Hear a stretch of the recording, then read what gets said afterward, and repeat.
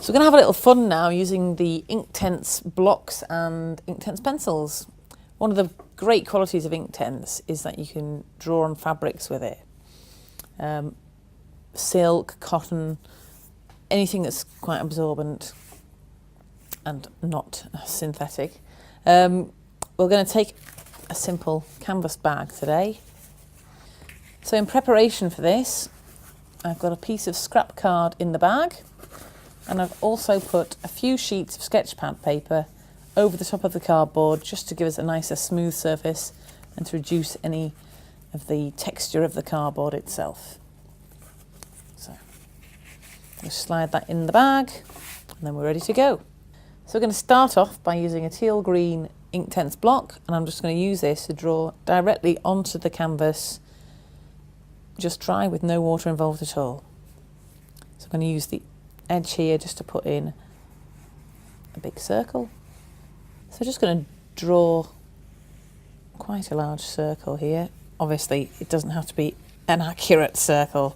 This is just freehand and it's just going to be an abstract shape anyway. Okay, this is just our basic outlines. I'm actually going to take that in and do another couple of circles inside that as well, just whilst the bag's still dry. It just means it's nice and easy just to sketch that on. I'll take one more here, I think.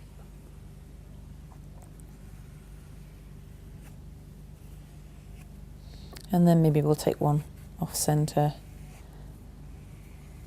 there, and I'll put a little hole off centre there in it. Okay, so there's a basic outline of what we're going to do on the bag. Let's make sure that paper's underneath. Okay. I think what we'll do first actually is put in one of the sort of more fun and interesting textures. I'm going to pop that one down and pick up deep indigo, and I'm going to put in pretty strongly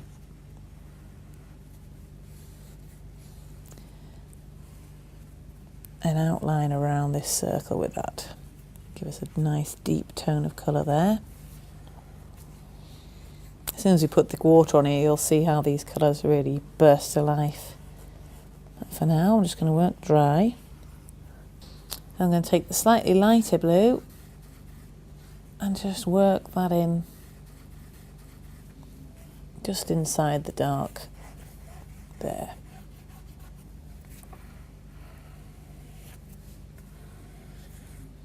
Okay, I'm also going to add that to that circle there, because this is where it's going to be pretty dark later on, just so we know where the edge is going to be. I'm going to take some water on a brush and I'm going to work into these lines, start bringing the colour across into this whole area. I'm putting plenty of water on. And make sure this whole area is really, really wet. You can see as I'm putting the water on how the colour is really starting to leap from the fabric itself. How the colours of Inktense really come alive when you add the water.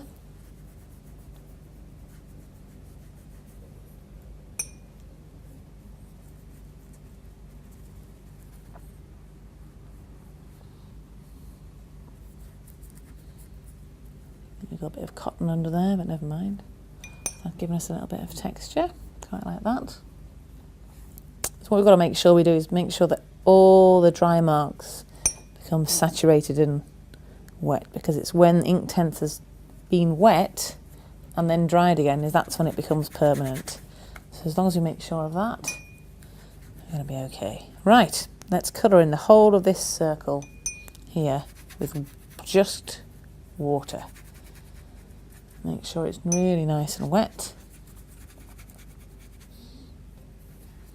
The more water that we have on it, the more Inktense pigment will disperse. The less water, obviously, the more intact you can keep the lines that you put down. There we go. That's nice and wet. So I'm going to actually take the yellow Inktense block now. I'm going to take my craft knife and I'm actually going to start scraping onto that wet area. I'm just going to scrape generally all over this bit, and we can just blow off the parts that aren't in the wet area.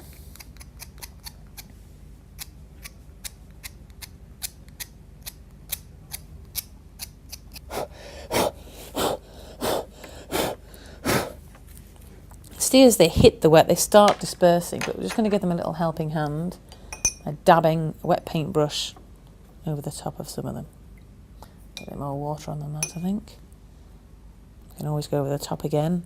In fact, what I'm going to suggest we do is go over the top with a little bit of the blue block as well. And we should get a nice green forming there. So whilst that's still wet, we'll make sure there's plenty of water on there. Take the blue and scrape a few flecks.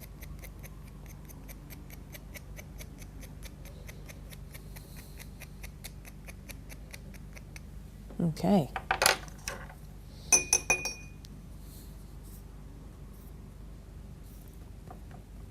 I'm just going to pad the brush down into this area quite a bit to make sure that the pigment is fully worked into the canvas.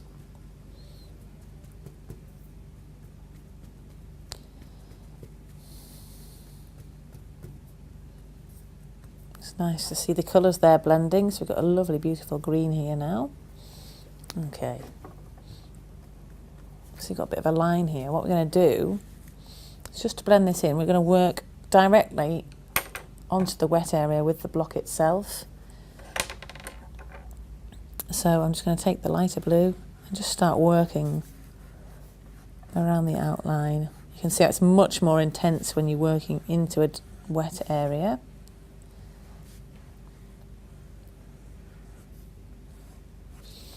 And I think I might just take the yellow there as well,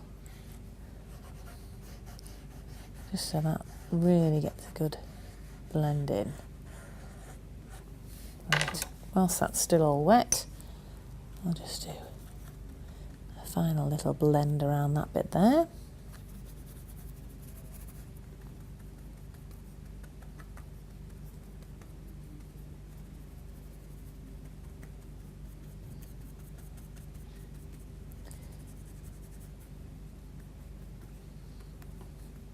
Mixture of texture and really bold colour there. I think what we might just do is just scrape a little bit more yellow over the top of that beautiful green colour. And I would say that's that bit nicely started off. You can add more if you want to. Okay, I think what we'll do now is just start working into the outer circles. So again, we're going to take the really dark, deep indigo, and I'm going to start working over the top of these two outer circles. We'll do one circle at a time. We'll fill it in and then move on to the outer circle. That's a pretty heavy layer there. We're going to wet all this. See how the pigment immediately starts pulling into where the water is.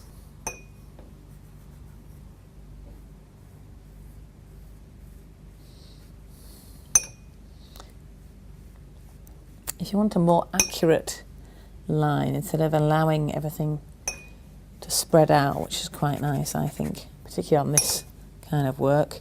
If you're working on silk, perhaps, or something which is a bit more loose, which allows the pigment to disperse quite a lot more. A tip that I've received from various people who do silk painting is to actually use aloe vera gel instead of water, because it takes the Inktense into the fabric, but it's just that little bit thicker, so you can control what you're doing a bit more. Right, okay. Oh, that's looking quite nice.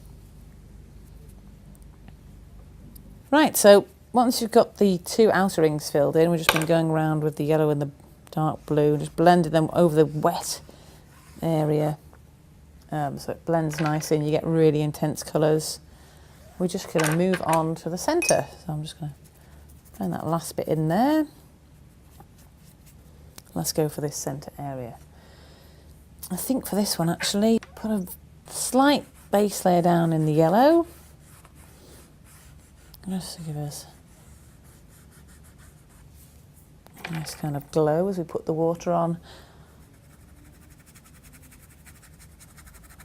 And then we're going to go over the top with a blue around the edges so it all blends in nicely.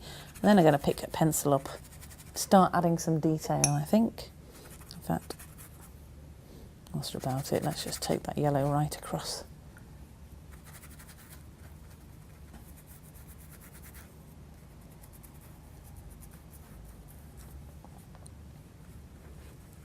Right, let's get that. We're just going to, in a similar way, just going to mark, keep each circle outline really deep.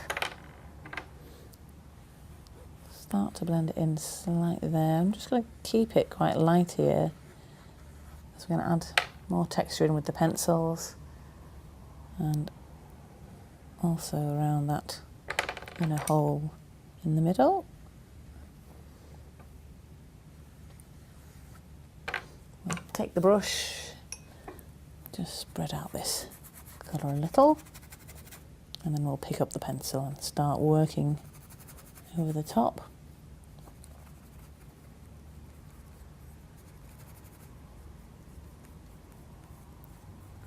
Right, so what have we got then? We've got a sea blue pencil. I'm just going to start drawing directly onto all that wet area with the pencil. I'm just going to do wiggly lines.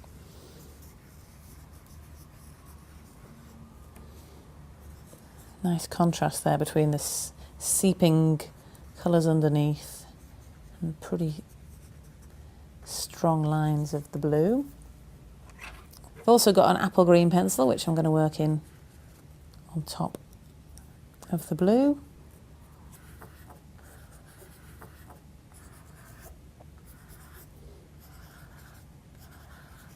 And see as we're going here, because that area is quite wet, the lines start blending as well, which is really nice. And as this whole area starts to dry off, the lines will become much finer. So I'm just going to keep scribbling around this bit. I'm going to swap pencils again and go over the top with the sea blue.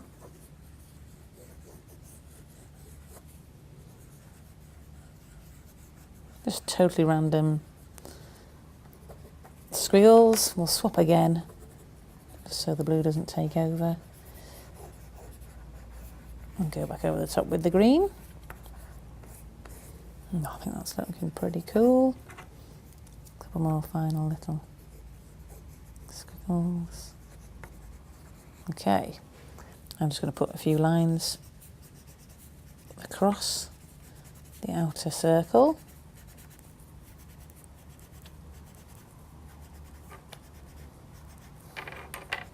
Leave a gap. Let me bring some down the bottom here. I'm going to go over with the green just in between some of those gaps as well. Not every single one, just the odd one. We're working abstract here, remember. I'm just going to dab over the top of those lines with water just to make sure that everything is getting properly wet and washed out so that it becomes a permanent mark. Working a little bit there as well. Okay, and then just a final touch. I think maybe we'll just add a little bit of pencil mark around the outside of this.